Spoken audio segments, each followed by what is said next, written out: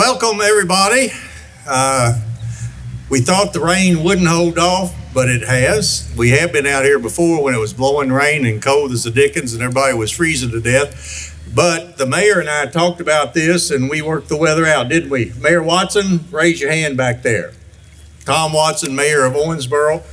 I saw Commissioner Condor, City Commissioner Condor over there, Commissioner George Wathen. George, you're somewhere. And there you go. I'll probably miss some of the other local elected officials. I just want to take this opportunity to say thanks for coming. This coming Tuesday is a very important time for our Commonwealth. Remember what they say, votes matter. I think we had an election 2 years ago that was decided by one vote. So I would hope that you're not the one vote that didn't go. Larry Maglinger, I just saw Larry Maglinger, city commissioner, walk up. I know I'm going to miss some of these guys. Isn't this a beautiful square? Isn't this a nice place to hold this? It's applause time, folks. Applause. We had the Friends of the Hager family prepare this, pay for this down here, and we call it the People's Square because the courthouse lawn in years past is where a lot of politicking went on and a lot of elections were won and lost. They weren't won and lost because we were mean to those who are going to come up here and follow me. We listened to what they had to say. We determined who we thought was the best candidate, and then we went out and voted. I think that's what our Commonwealth and our nation needs to do again. There's too much partisanship. There is no partisanship in the red, white, and blue. We've got red, we have blue, but when you add the white, there should be no partisanship. Jerry Alms, are you back there? Jerry, raise your hand. Jerry is the maintenance man, the groundskeeper here in Daviess County Fiscal Court. And he maintains this as one of the prettiest green spaces in downtown Owensboro. Once again, I want to thank all of you for coming, and I urge you to follow what that little button on your lapel says. Go vote Tuesday because your vote matters. Thanks.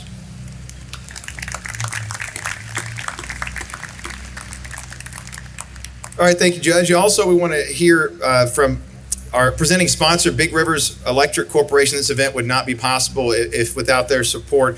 And we want to introduce now President and CEO Bob Berry, who's going to say a few words.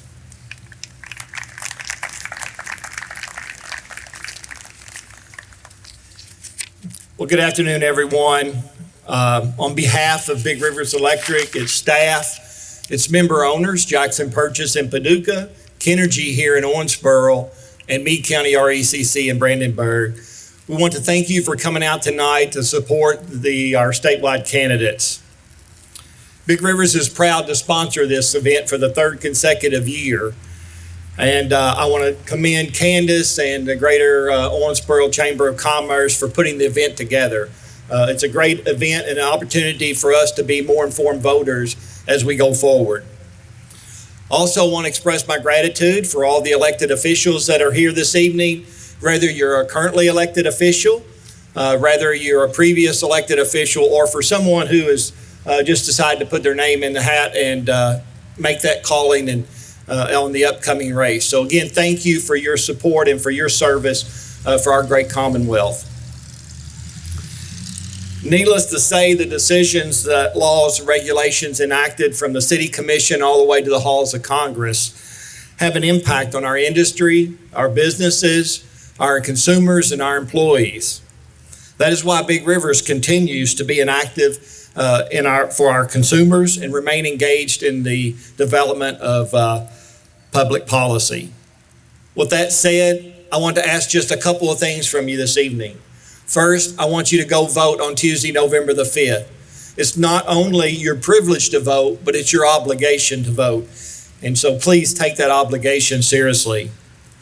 Secondly, I ask that you go and research the candidates before you vote. Become an informed voter. I'm asking you, don't go vote party lines. Go understand the candidates and what they stand for, and how you think that they will take our great Commonwealth forward. So with that, again, I just want to thank you for attending, and please go vote on November the 5th. Thank you.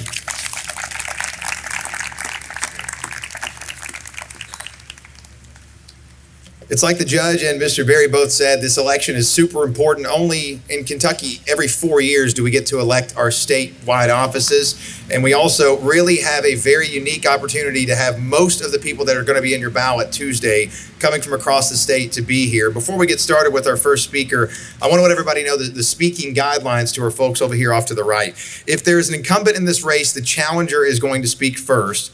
If there's not an incumbent, the candidates are going to speak in alphabetical order. That is, if there are two candidates here representing a specific race. Each candidate is going to have 5 minutes, besides the lieutenant governor candidates, who will each have 7. Our official timekeeper, who is going to remind each candidate at the 1 minute and 30-second mark when time is up. She's going to stand up and let the speakers know when that's happening. We ask you guys in the crowd, we're glad you're here. We ask you to show the Owensboro type hospitality to our folks who are here traveling from around the state, respecting the candidates, remaining civil. Applause and cheering are welcome, but remember, we have lots of young people here amongst our group, so let's be good role models for them as we give everybody the respect they deserve as they try to let you know about their message before you go and vote a week from today. Our first race is Auditor of Public Accounts, and our first speaker is Mike Harmon.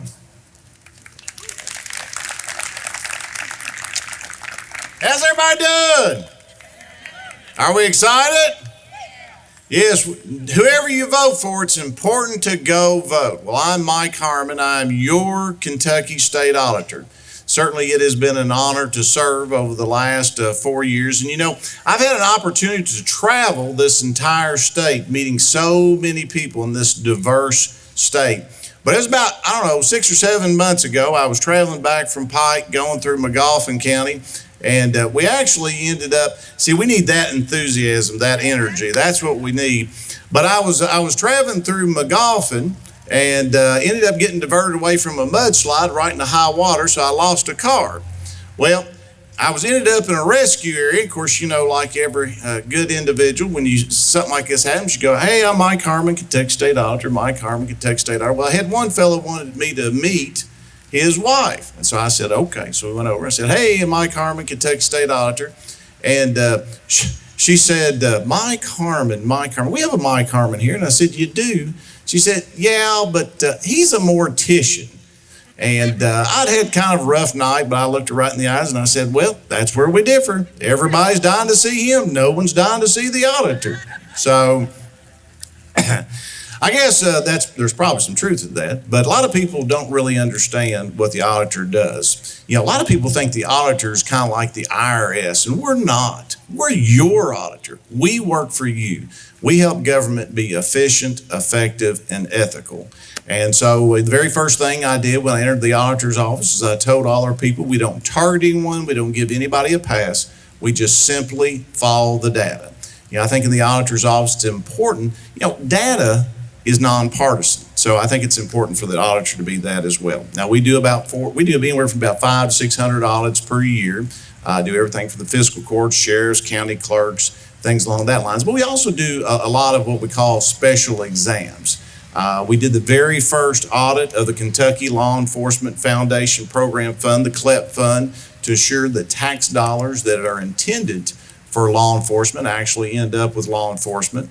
We did the very first audit of AOC, the Administrative Office of the Courts, where we found that, among other things, they had leased space for one of the justices from a company that was owned by the justice's 2 sons and just happened to be 3 times higher than the next closest bid.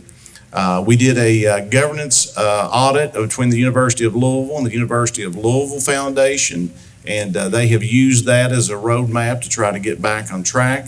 We did an audit of the KFC Yum Center, Louisville Arena Authority, and they actually took our audit and they used that along with some additional commentary to help get the Yum Center refinanced out of junk bond status so that they could get back on a trajectory to health.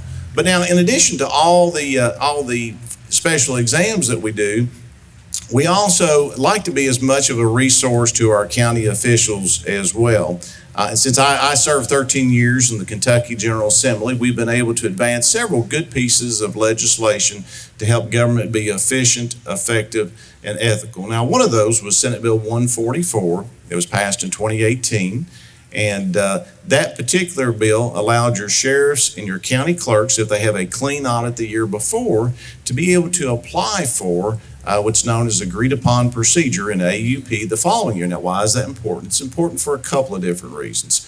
One, it helps save them money. A lot of people don't realize that we invoice for audits. The other thing it does, it gives them an incentive if they have one or two items that they need to clean up. We've got 1 minute to go. Okay, to clean up, it gives them the opportunity, thank you, gives them the opportunity to get that cleaned up. And it helps us from a standpoint, it allows us to take individuals, our auditors, off low-risk odds and put them on high-risk odds. I want to thank you again for allowing me to be here today. If you want to find out more about the great work of the auditor's office, of course, my campaign website is mikeharmon.com.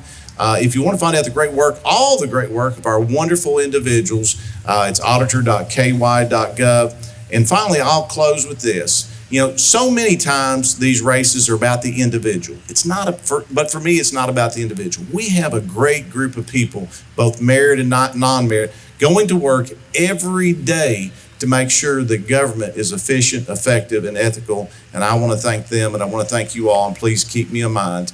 Thank you all, and God bless.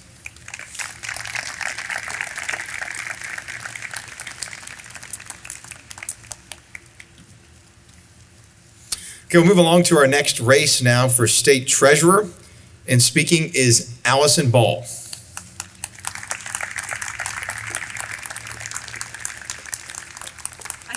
I should have been right at the podium. Hopefully that didn't eat up my time. As you heard, I'm Allison Ball. I am your Kentucky State Treasurer. It's a great honor to be here with you this evening. I remember being here 4 years ago, and it was one of the best events of the whole time campaigning. So it's great to be back. I want to tell you real quick several things that I've done while I've been State Treasurer working on your behalf. The number one thing I want you to remember about my race and what I've done while I've been in office is I've been the watchdog of our taxpayer dollars. My job as Treasurer is to make sure whatever comes out of my office is legal, is constitutional, and is correct. And I've done that while I've been in office. One example of that is last year, right before Christmas, there was a high-level, very sophisticated fraud attempt on the Commonwealth of Kentucky of $5.3 million. And I caught that and I stopped that. And I love to point to that because that's what you want in a watchdog of taxpayer dollars. I also have caught embezzlement attempts, one time in particular I love to point to because it was an instance where there was a state worker who was trying to use state dollars to pay for her dock fees where she had a lake house. So those are things that you want in someone who is making sure that whatever comes out of my office is legal, is constitutional, and is correct. In that role, I've also been a champion on transparency. When I first got elected, there was an organization that ranked all the states in the country on how they were doing on transparency, and we were ranked 24th. So not the worst, but not the best by any means. We were middle of the pack. So one of the things that I wanted to do is I wanted to launch a website so that way you can Google your government and you can see where your money is going. So I launched transparency.ky.gov so you can do just that. You can see where your money is going as taxpayers. I believe that is important. And once that website came out, we were then recalibrated and were moved to the top 10 in the nation on transparency. So I'm very proud of that. I think that's part of my role as watchdog on our taxpayer dollars. In addition to that, some of you know that as treasurer, I'm in charge of unclaimed property in Kentucky. And if you don't know what that is, it's basically the statewide lost and found. If you've lost property, usually money, but sometimes it might be the content of a lockbox or something like that. If you've lost track of it, it goes over to the state as the custodian, but it's my job to get it back to you. And I'm a big believer in making sure that that does go back to you. There's a lot of treasurers throughout the country who have kind of shifted in their mindset about that, and they think that it should be the state's money and they want to make sure the state gets it after a certain period of time. But it's been my commitment to make sure that it goes back to you, who's the rightful owner, the property owner. So I have returned over $84 million of unclaimed property while I've been in office, returning property back to their rightful owners. It's a record amount. It's the most that's ever been done by a treasurer in a single term. And I've been telling people I beat someone else's record in my first term. I want want to beat my own record in my second term. But it's a great privilege to be able to do that, to get people's property back to them. I remember I had one instance where this lady had passed away and her heirs contacted us, and she had some stock that she'd lost track of. And we calculated how much it was, and it was $1.2 million. And I remember telling them, I will drive this check to you. It's my job to make sure you get it, and I will deliver it to you myself. And they said, no, don't worry about it. Just put it in the mail. And I thought, okay, this may be an insight into how you lost it in the first place. But in any case, it is my job to protect it until it gets back into your hands, and that's what I've done while I've been in office. I've also returned a number of military medals because I've had a commitment to making sure that those get back to people. This year in particular, I focused on World War II medals. In addition to all of that, I have one program that I want you to know about it because it's kind of a niche program, but I launched a program called Stable Kentucky, and it's a savings and investment program for people with disabilities. And you can find out more about it by going to stablekentucky.com, but it's a program that if you put money into these accounts, you can save up to $15,000 a year without it jeopardizing your benefits. Without this, you are capped at $2,000. This is a tremendous game changer for folks who are in this community as a way to be able to save money, to invest money, to be able to have more independence and to do more with their lives. We were the 7th state in the country to do that. I was proud that I was able to launch that while in office. And another thing that I want you to know about that's been a commitment on my own part, something I've cared about very, very personally, because I practiced bankruptcy law before I was treasurer, and I really got a heart for making sure people have financial literacy lessons. They know what to do with their money, particularly as they're students, before they are graduates. So I pushed last year to make it a high school graduation requirement that you have a course or program on financial literacy before you're through with school. That is now the law of the land.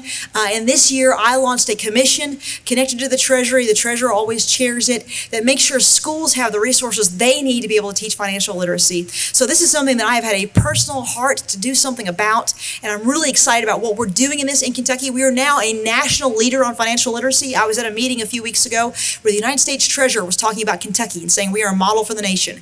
And the last thing I want you to know about, this is not a professional accomplishment, but last year I became the first constitutional officer to have a baby while in office. Baby Levi was born 15 months ago.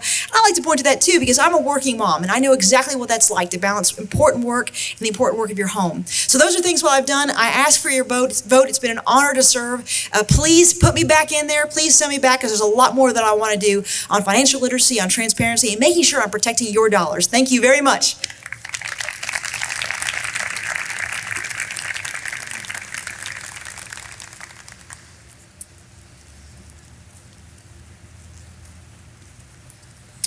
And that does it for our state treasurer race. We'll move along to Commissioner of Agriculture.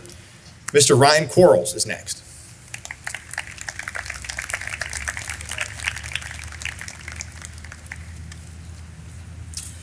Well, good afternoon. My name is Ryan Quarles. I'm your Commissioner of Agriculture, and I'm glad to be back in Owensboro. You all are home of some great bluegrass music, a great downtown, and the best barbecue in the entire state of Kentucky. That's right. So glad to be back down here. Owensboro is also home to Owensboro Grain, which is one of our biggest ag businesses in Kentucky. You're home to Reed's Orchard and other agritourism sites. You're also home to OZ Tyler Distillery, a distillery that we help bring back from the ashes. It's buying Kentucky corn and helping feed Kentucky cattle. So pretty soon, you're going to have some bourbon-fed beef produced right here in Daviess County. As the Commissioner of Agriculture, we have grown our state's most successful marketing program, the Kentucky Proud program, to over 8,000 businesses now using Kentucky Proud. We have gotten Kentucky Proud beef into 85 Kroger stores during my administration. We've sold over 500,000 pounds of 100% Kentucky Proud ground beef. I like to tell people that's all beef and no bull, and we're going to continue to do it using the Kentucky Proud program. I also run a program that you all may be familiar with, the Industrial Hemp Program. Here in Kentucky, we are making hemp great again. We have 1,000 farmers growing this crop that used to thrive here, a crop whose natural home is the Commonwealth of Kentucky. We have 202 hemp companies. We're employing 1,000 people. These are 1,000 jobs that simply did not exist just a few years ago because Kentucky chose to lead on industrial hemp. And here in Daviess County, you have 29 growers growing 508 acres, and you have 4 processors. We will exceed $100 million in 2019 of industrial hemp products sold legally for the first time in 70 years, coming from Kentucky farms, processed in Kentucky, Kentucky proud hemp. And so let's continue the momentum we have, not just with our traditional crops, our thriving livestock sector, but also innovations. Of course, here in Owensboro is also the home birthplace of a biomedical company that took a tobacco plant and turned it into an Ebola-fighting vaccine. This is a company whose innovation put Owensboro on the international map back in 2014, and you all certainly are examples of how we can use agriculture to help build Kentucky's economy. We've also helped cut down on credit card skimmers. A lot of folks don't realize it's the Department of Agriculture that inspects our 60,000 gas pumps across our state, and it's zero cost to the taxpayer. And with work with the United States Secret Service, my staff has caught over 30 gas pump skimmers, preventing hundreds of thousands of dollars of credit card theft of those criminals trying to come to Kentucky and prey upon vulnerable citizens. And at the Department of Agriculture, we have put people behind bars for trying to steal credit card identity, all at zero cost to the taxpayer. In 7 days, you have a choice for all of these offices, including the Commissioner of Agriculture office. I come to Owensboro very often. You have a vibrant farm economy. And if you'd like to support your farmers, take a moment to study the differences between a choice of candidates in this race. Please take note that I took the effort to come here today, to come back and work with your local leadership in a bipartisan way. Please be sure to vote next week. If you like to eat like I do, take time to say thank you to a Kentucky farmer, and let's continue to make the Department of Agriculture, underneath the second term of the Quarles administration, one that can make Kentucky proud. Thank you very much.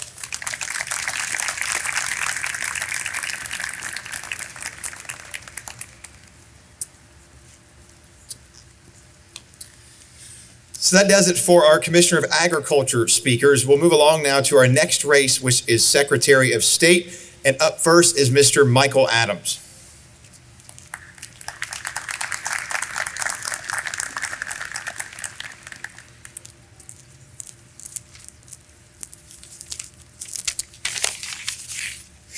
Hello, I'm Michael Adams, the only candidate for Secretary of State who actually has relevant experience, election experience, who promises to end the rampant corruption and mismanagement in the Secretary of State's office, and who offers a specific plan for election reform. I'm from Paducah, and I'm proud to be the only Western Kentuckian on your ballot for statewide office this November. I grew up in a blue-collar family. I'm a first-generation college graduate. First in my family to go to college, and then attended Harvard Law School on low-income aid. After that, I worked for a federal judge, a U.S. Senator, a Kentucky governor, and then as counsel to the U.S. Deputy Attorney General at the Justice Department in the second Bush administration.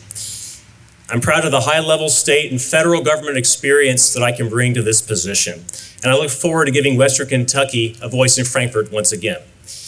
Over the last 12 years, I've built a nationally successful election law practice, which has required mastery not just of Kentucky's election laws, but those of all 50 states. My clients have included Vice President Pence, several national committees, and conservative groups, pro-life, term limits, you name it. I've helped elect many candidates, but even more important, I've helped guide them on legal issues, including compliance with the election laws. Because of this deep experience and expertise in election law, I was appointed to the State Board of Elections, the job that's actually closest to being Secretary of State. The primary issue in this race is who will clean up the fallout left by the incumbent Democratic Secretary of State, Allison Lonergan Grimes. Her performance is the subject of multiple investigations, civil and criminal, allegations including misuse of the voter file for personal political purposes, retaliation against Republican and Democratic whistleblowers, attempted discrimination in state hiring, defiance of a federal court order to clean up our voter rolls, a no-bid contract to a major donor, all capped off by the conviction of her own father on 10 federal felony counts of election corruption relating to tampering with her election for the U.S. Senate in 2014, directing illegal and undisclosed money into her campaign. And recently, the Kentucky State Police raided Allison Grimes' office as part of a grand jury investigation. When Secretary Grimes ran for this office, my opponent gave her the maximum legal contribution, and in an endorsement called her, quote, a sweetheart, and, quote, refreshingly honest. Now my opponent has witnessed these scandals and been highly critical of me for acknowledging these scandals and promising to clean them up. She's even taking money from Grimes' own staffers tied to these scandals. The Democratic Party has run our elections in this state for the last 8 years. And what is their record? What do we have to show for it? Tainted elections and criminal convictions. It's time for a change. And we won't have that if we elect a candidate who continues to defend Allison Lonergan Grimes. I'll use my Justice Department experience to clean up this office. Here in Owensboro, you're all too aware of the need to get it right when we count the votes, and the need to ensure that every legal vote counts. I'm running for this office to make it easy to vote and hard to cheat. Visit michaelgadams.com to see my full platform. But my highest policy priority is requiring a photo ID to vote in our elections, as other states do. My opponent opposes even this common sense reform. I also will see that our voter rolls are cleaned up.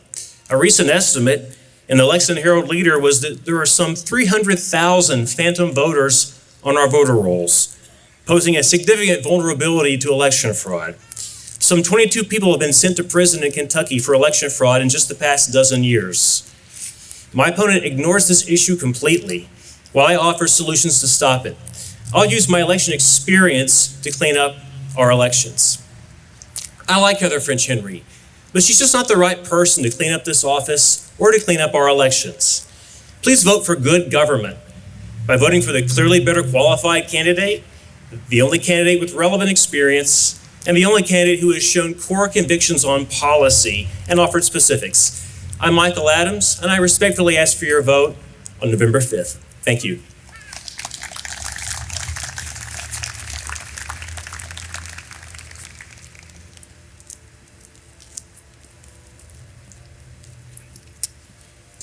veterans nursing homes, 5 state veteran cemeteries, and 120 counties worth of wonderful programs and resources for women veterans, homeless veterans, veteran service officers, provide disability and benefits for 300,000 wonderful illustrious warriors here in the Commonwealth of Kentucky.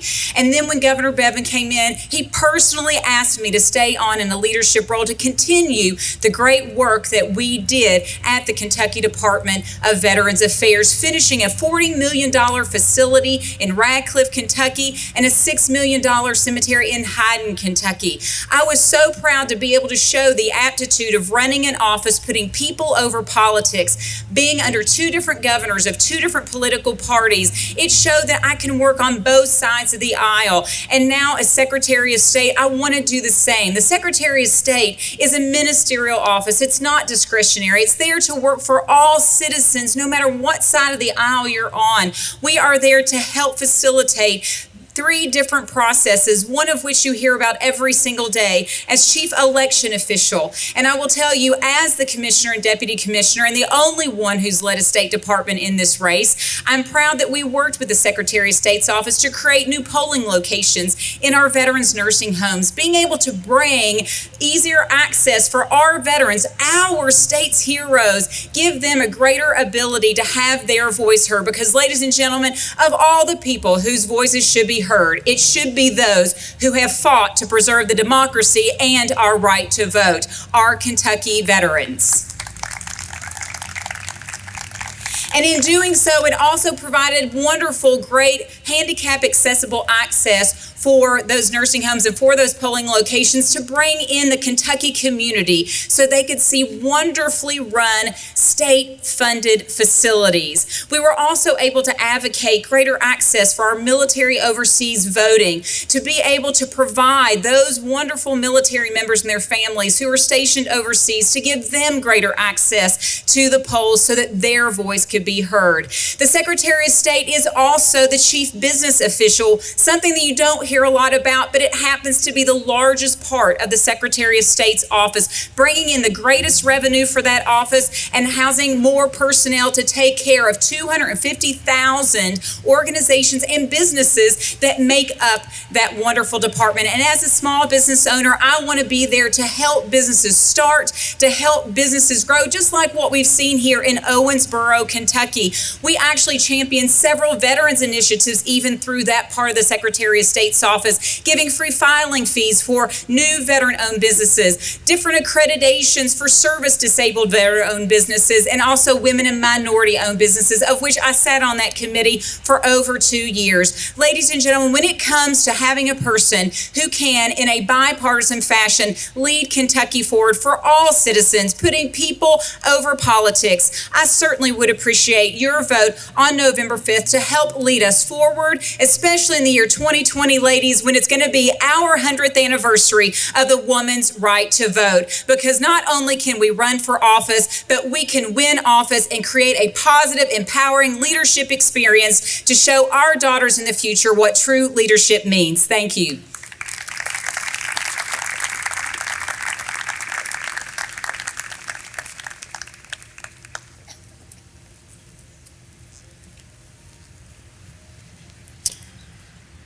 Okay, so that does it for our Secretary of State race. We have a couple more races to get to. Our next speaker is the first in our Attorney General race, Daniel Cameron.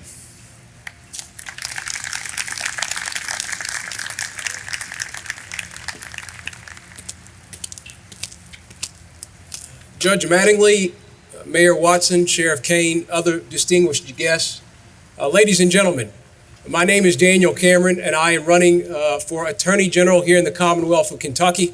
I'm originally from Elizabethtown, Hardin County. My parents owned a small business there, and I had an occasion to work there in the summers with them. If I didn't work at that coffee shop, I was either in the ball fields or in church. I graduated from John Hardin High School in E-Town, then went to undergrad at the University of Louisville, where I had an occasion to play a little bit of football. I say little because I played very sparingly. I had mostly occasion to root for other people that were much more talented than I was. But I had a great experience there. I stayed there for law school, graduated, and then worked for a federal judge, a gentleman by the name of Greg Van Tatenhove, for 2 years in the Eastern District of Kentucky. His chambers were in London, Kentucky. I then moved back to Louisville and worked at a large law firm for almost 2 years, and then had an opportunity to go to D.C. and be Senator McConnell's general counsel. And it was a transformative experience. I had an opportunity to help him confirm Neil Gorsuch to the United States Supreme Court. But what I was most proud of was the opportunity to work very closely with the law enforcement community here in the Commonwealth. I worked closely with the Kentucky Narcotics Officers Association, the Fraternal Order of Police, the FBI, the DEA, our state and federal prosecutors, our police chiefs, really all of the groups, the sheriffs, jailers, all of the groups that day in, day out have a commitment and a challenge to confront what has ultimately become the public safety challenge of our lifetime, and that is the drug epidemic. And I was very particularly proud to help bring in some additional dollars through the Office of National Drug Control Policy to help with our drug and addiction efforts here in the Commonwealth. So when I moved back, I wanted to continue to be a meaningful contributor to the conversation around the drug epidemic. So I helped on some criminal justice reform matters. But in addition to that, I wanted to continue working on these challenges that we have. So on January 22nd of this year, I decided to put my name in the race for Attorney General, because I firmly believe that this office should be the tip of the spear in terms of confronting this drug epidemic that we have here in the Commonwealth of Kentucky. You need someone in this office that recognizes the responsibility to be the chief law enforcement office and wants to reclaim that and renew that promise as we move into this next decade. That is why I've been articulating since I got in this race my view that this office needs to be in the business of advocating for our commonwealths and county attorneys and for our law enforcement community more globally, making sure that they have the resources necessary to stem the tide of the epidemic that we have here in the Commonwealth. That is why I was very proud to receive the endorsement of the largest law enforcement community here in the Commonwealth, the Fraternal Order of Police. They've looked at this race and made a determination. They've made an assessment, a judgment that I'm the best candidate to lead the Attorney General's office as we move into this next decade, because they recognize that I have the interest of the law enforcement community at heart. When you look at this race, I think it's important for you to make a determination about what's at stake. In my judgment, this is a conversation about the past versus the future. You can have somebody in this office that has been mired in many ways in the political fights of the past. But I don't think, ladies and gentlemen, that we can have someone of that caliber to dictate the public safety outcomes of the future. We need a new vision and a new leadership and a new legacy in the Attorney General's office as we move into this next decade. But I cannot do it alone. I need your help to make sure that we get across the finish line on November 5th and make sure that we can start anew in the Attorney General's office. That's why it's incredibly important.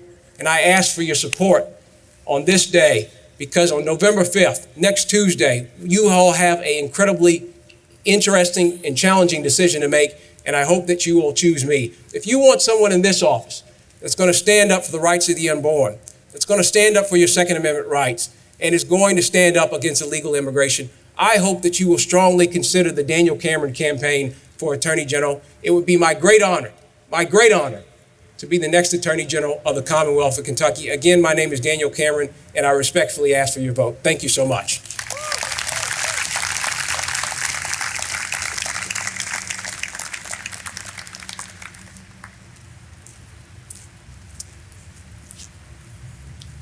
Okay, our next candidate also running for Attorney General, Gregory Stumbo.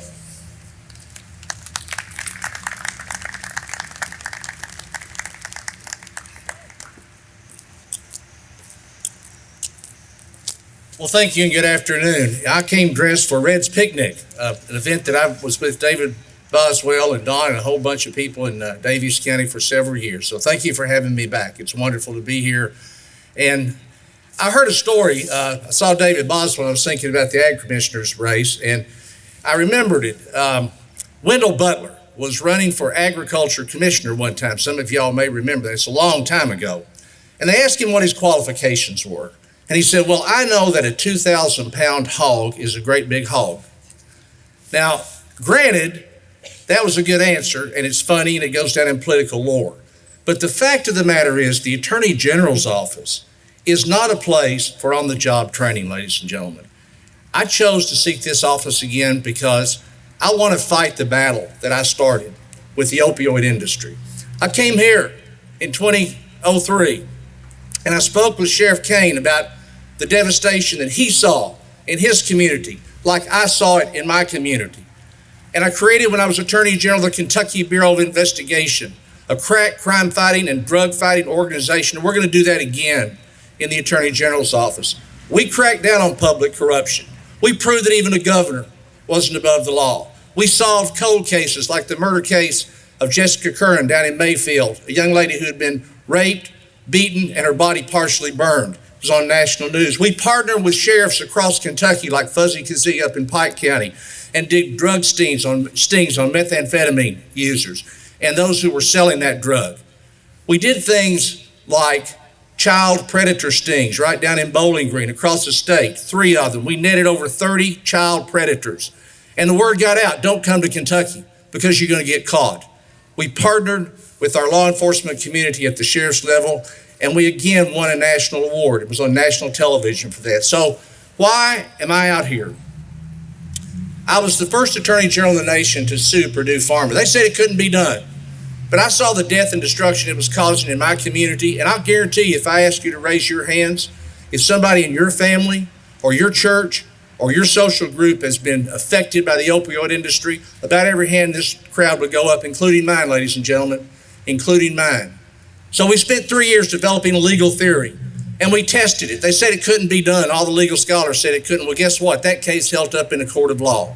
From the district court in Boston back to the federal court, back to the Kentucky courts, it was settled for then a record amount. I was the first in the nation to bring that lawsuit.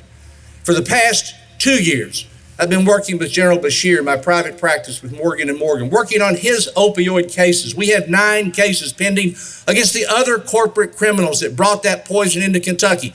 2 billion drugs, 2 billion Oxycontin drugs shipped into Kentucky in a 6-year time span. Enough for every man, woman, and child to have one a day. In some places like mine, it was 500 a year because they oversaturated markets that they knew might be addictive.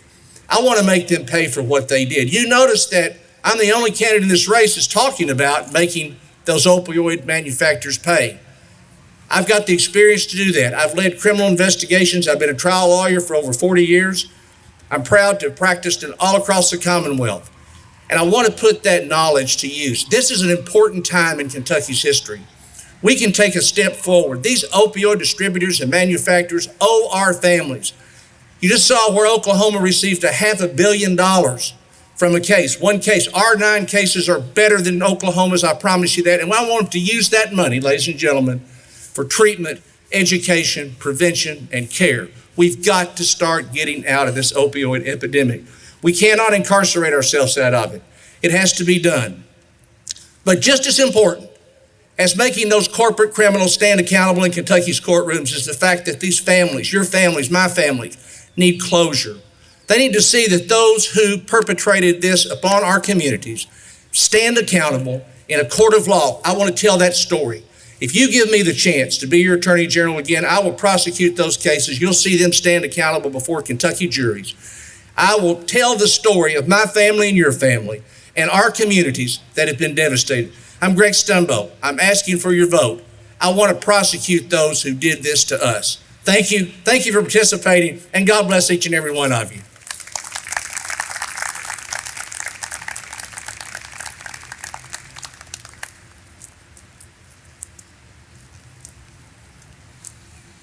Okay, so now we're moving on to our final race of the evening. It's a good time to give a thanks to Big Rivers Electric Corporation, by the way, for helping put this on. Thank you guys for coming out. Our final race is for Lieutenant Governor, and our first candidate is Jacqueline Coleman.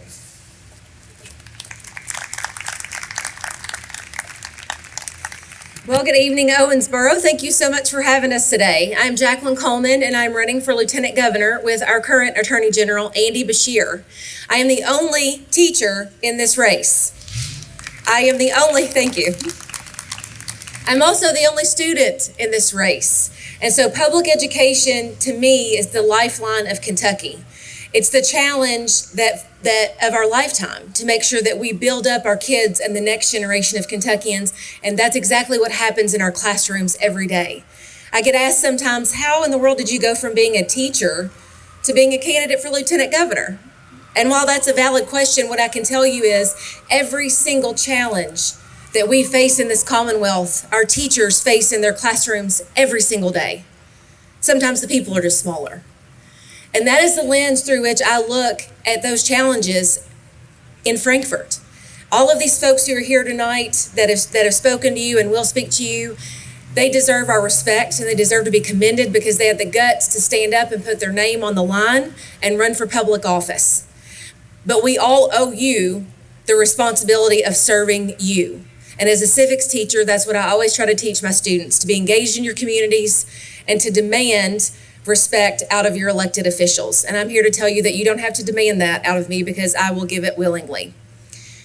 As someone who looks at our kids every day and fights for our families every day in our classrooms, I can tell you that everything from healthcare to opioids to job creation happens in our classroom. Those are the challenges of our lifetimes. And so when I look at my students and I know that they're a reflection of our communities, I can tell you that we may have some students who have everything they've ever wanted.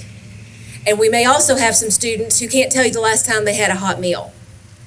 No one has been able to justify arguing that one kid deserves access to quality and affordable health care, but the other doesn't, just because of the cards they've been dealt. And ladies and gentlemen, that is the heart of the healthcare debate right here in Kentucky. When we talk about taking on the opioid epidemic, you better believe I'm concerned about a generation of kids, because as an assistant principal, my job is discipline for juniors and seniors. So anybody who thinks I'm not ready for Frankfort has another thing coming, right? But what I can tell you is there's also a generation of kids who are being raised by their grandparents. Who better to identify the kids and the families who are most in need of prevention and treatment and recovery than the teachers who look them in the eye every day? And that is why it is absolutely critical that we fully fund public education and commit to building a world-class public education system right here in Kentucky.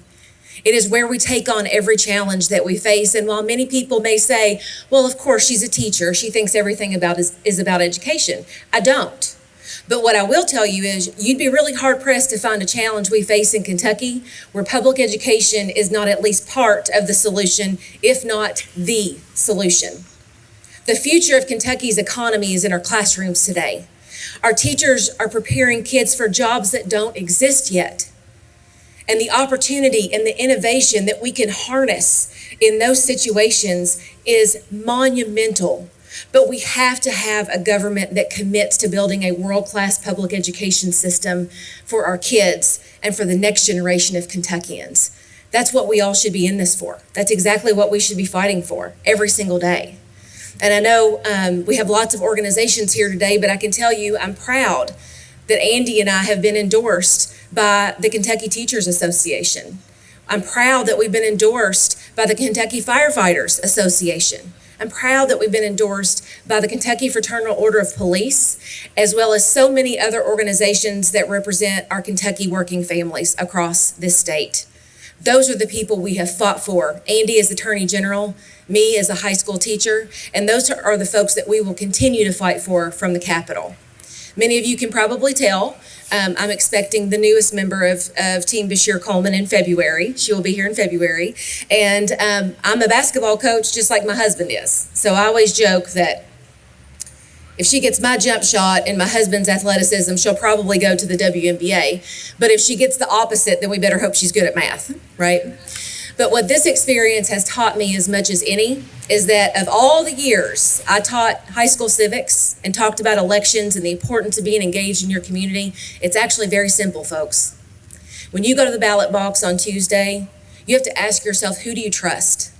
Who do you trust to stand up for you, to fight for you, to be honest with you, and to swing the doors of the Capitol open and invite you in to help us solve the most pressing challenges we face in this Commonwealth, because all of the answers are certainly not in that government building in Frankfort. They are in our communities, fighting the good fight in the trenches in our communities. And those are the voices that we have to make sure that we lift up every single day. And so when I think about the world that I want to create for my little girl and for all of the little girls out there, I think about how important it is that we make sure that we lift up the voices of Kentuckians from across this state, because those are the folks that we should be representing and those are the folks that we should be fighting for. As Attorney General, Andy has done just that for everything from fighting to protect our pre-existing condition coverage in healthcare, to taking on the opioid epidemic and fighting the largest manufacturers and distributors of opioids and holding those folks accountable for what they've done to our communities and our families.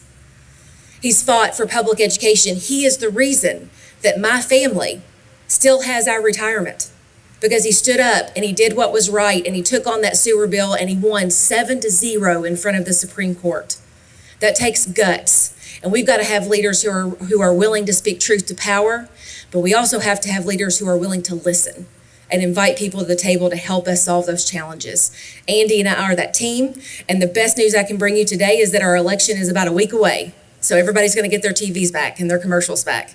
But I would invite you in this next week to not talk about the people who are here today, but to talk about your family. As you prepare for Tuesday to go vote, think about how your family will be impacted by healthcare, by public education, by a solvent public pension system, and by making sure that we have good paying jobs all across Kentucky. That is what we are in this fight for, and I'm so proud to be on the ticket with Andy Bashir, and we ask for your vote on November 5th. Thank you.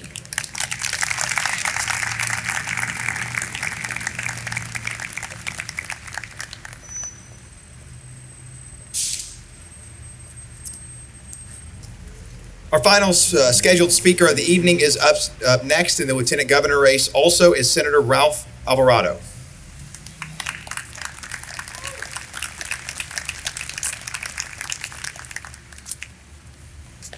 Well, good afternoon, everybody. My name is Ralph Alvarado. I'm a physician by trade. I practice internal medicine and pediatrics, serve as a state senator for the 28th Senate District, covering Clark, Montgomery, Northern Fayette counties. I'm also the health and welfare chairman for the state Senate. and I've been serving in General Assembly for the past 5 years. I want to thank you all, first of all, in this community for sending us such great representation to Frankfort. You've sent us some tremendous representatives, people like Suzanne Miles, Matt Caslin, Jim Gooch, DJ Johnson, Joe Bowen, folks that are really holding conservative values and have courage in trying to get the changes that we need for this state to get this state moving forward. Let me start first by saying that I'm very blessed. I'm blessed to be saved by God's grace. I'm blessed to be married to my wife for the past 25 years, Dawn, who's here with me today. Blessed to have 2 children who are healthy. Blessed to have been raised by 2 great parents who have taught me right for wrong. And also blessed to be a Kentuckian and an American. And I think in today's society, we see a lot of our children growing up today looking at America and thinking what we experience here, the abundance and the freedoms that we have in this country as though being the norm around the world, when we know that it's not. It's frankly a privilege and it's an exception here in America. My folks were immigrants to this country who realized that very early on. My dad came from Costa Rica, my mom from Argentina. They came here in the 1960s through merit-based immigration. When they come here, as most immigrants do, they work very hard. They met, they got married, they had my brother and I, and they stressed education. My folks understood the importance of that. They reminded us quite often of how many people around the world would love to have a free education, and they stressed the importance for us to do well in school. And my dad often told me, you're going to do well in school or answer to me. And so frankly, it was easier to get good grades than have to answer to my father's discipline. Worked very hard, became a physician at a young age, met my wife, we got married, and through a long series of events, we came to Kentucky. We came to UK for residency, did internal medicine and pediatrics there. And we got Kentuckified, is what I tell most people. We fell in love with the state, fell in love with the people of this state, folks here who are salt of the earth folks, people who don't know a stranger. They'll invite you to their house and give you the shirt off their back. And we quickly realized this was a place we wanted to raise our family, and we developed a lot of pride in being from here, that our children are from here. My folks and in-laws moved here with us as well. And this is the only place in the country you're going to find a combination of kind of a northern Rust Belt work ethic, Midwestern sensibility, and Southern hospitality all blended into one place. And we know all of us that are here are proud of being Kentuckians. We know what this state has to offer. We know the potential of this state. And we're frankly also tired of watching what the national pundits view our state as something completely different.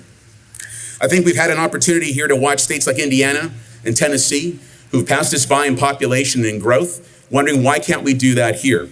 For 95 years, we had very bad liberal policies in this state that led to that problem. And those same liberal policies affected my practice of medicine as a doctor, and that prompted me to get involved and run for office. We ran several times.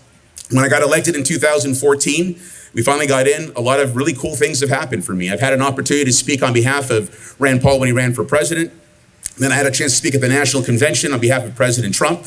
I now serve on his Hispanic Advisory Council, and I'm also now running for Lieutenant Governor when I was asked by Governor Bevin to run with him, and I'm honored to do so.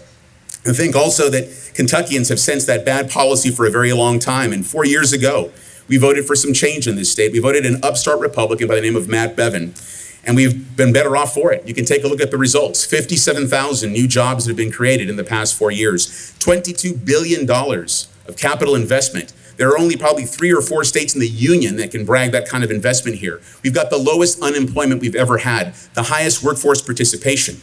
We've been able to reduce red tape, reduce the size of government. We've lowered taxes in the state in that 4-year span. And we're just getting started. There's so many more things in the pipeline. When you start mixing Kentucky pride and a bit of economic hope, we're going to blow the lid off of this state economically with opportunities here in a community just like here in Owensboro. And this state is beginning to soar. We've also got the most pro-life governor in the country who signed 10 pro-life bills these past 4 years as well. He's also, yes, thank you. And he's also supportive of our president and his policies. He's endorsed by President Trump. He's endorsed by Right to Life, endorsed by the National Rifle Association, and he's also opposed to sanctuary cities in our state. It's time for us to keep this state moving forward and not backwards. I think it's important. We've got a very big decision on November the 5th coming up. We can have an opportunity either to keep this momentum going as a state where we're just getting started, or we can shut it down. And I think it's important for us to make a comparison. Matt Bevin is pro-Trump policies. He's supportive of our president and the policies he's trying to do to improve our country, while Andy Beshear is against those policies, and instead he's going to make it a point to try to undo the policies if he becomes governor. This governor is also pro-life. Andy Beshear is pro-abortion. He's supported by NARAL, by Planned Parenthood. He's also been financially supported by abortionists in our state. Governor Bevin opposes sanctuary cities. Andy Beshear supports those. Doesn't think we need any kind of legislation to protect against that. Governor Bevin's the only candidate also who's created jobs on his own. and has had success at that. Andy Beshear has never created a job on his own, ever. Governor Bevin's also willing to meet with groups like the Chamber of Commerce, like Kentucky League of Cities, Kentucky Association of Counties, Farm Bureau. Well, on the other side, Mr. Beshear hasn't bothered to meet with those groups, even though multiple opportunities here in Kentucky as well. This governor is also the only governor to fully fund the pension system. Despite what you hear, over $6 billion have been funded into the system in the past 4 years for state employees and for our teachers. He's also never swept lottery funds for other programs. He's also devoted all the money for SEEK that needs to be at the highest amount ever that we've seen in this state. Beshear administrations in the past have shortchanged the educational system by not funding those systems properly, has not funded SEEK to the level that you've seen today, and used lottery funds for other purposes. This is a governor also who can work with the General Assembly. Well, on the other side, Mr. Beshear is not going to have an opportunity to do that. Being a member of the General Assembly, I can tell you the level of respect for each individual.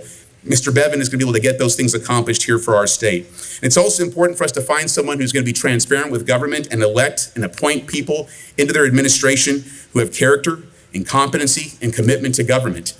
Mr. Bevin has done that. Mr. Beshear has hired individuals for his administration that are now serving federal time for bribery charges. In fact, his number two, his deputy attorney general, is the individual that's serving federal time for bribery charges. We need to find people that are competent, committed, and are going to be fair and honest and not commit crimes while in office. Ladies and gentlemen, I would encourage you, please, let's continue to move this state forward with Governor Bevin, not backwards with Beshear. We ask for your vote on November the 5th. Thank you for your engagement. Thank you for your involvement. We look forward to serving you another 4 years. Thank you.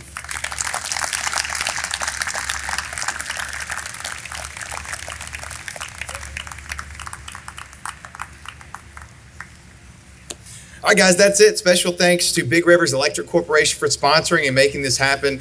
We want to thank the Daviess County Fiscal Court for letting us be here in the beautiful square. And remember, the FOP, a lot of men and women have worked really hard today to provide a bunch of free food. So if you've got kids or pets or you're hungry yourself, please stop by them on the way out to get all this food eaten. Thank you guys so much for being here. And I think the most important thing is that a week from today, everybody head out and vote and tell your friends. Thanks for being here.